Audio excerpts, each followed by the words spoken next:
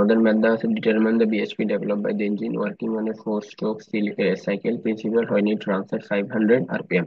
The volume the beginning of the compression was 24 liter and at the end of the compression was 3.5 liter. The work done per cycle of crankshaft was a 750 kg meter. Also determine the compression ratio. এখন আমাদেরকে বের করতে বলছে কি, BSP বের করতে বলছে, আর বলছে কি ডিটারমাইন দ্য কম্প্রেশন রেশিও। এখন আমাদের যে যে ডেটাগুলো দেওয়া আছে সেটা এন, ফার্স্টে দেওয়া আছে এন এর ভ্যালু অর্থাৎ কত 500 আরপিএম। এরপরে দেওয়া আছে beginning of the compression of 24 litre volume, তাহলে এটা হচ্ছে আমাদের কি ভিটি এর ভ্যালু। ভিটিটা দেওয়া কত আছে 24 লিটার। আর বলছে কি এন্ড অফ দ্য কম্প্রেশন হচ্ছে 3.5 লিটার, তাহলে ক্লিয়ারের ভলিউম বিসি, বিসি দেওয়া আছে 3.5 লিটার।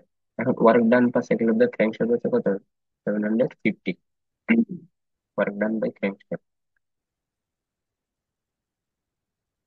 ওয়ার্ক ডান বাই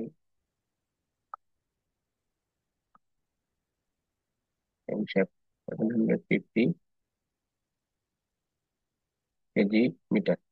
এখন আমাদের বলছে বিএসপিটা বের করা। এখন আমাদের যদি এই প্রসেসটা থাকে তাহলে বিএসপিটা হচ্ছে আমাদের যে ক্র্যাঙ্কশ্যাফটের ওয়ার্ক ডানটা আছে, ক্র্যাঙ্কশ্যাফটের ওয়ার্ক ডানটার সাথে আমরা এনটা গুণ করবো। এখন আমাদের এনটা তো দেওয়া নাই, তাহলে এন হবে এন ইজিক্যাল টু আমাদের four stroke engine cycle, four স্ট্রোকের ক্ষেত্রে হবে কি N by two into N C অর্থাৎ নাম্বার অফ সিলিন্ডার।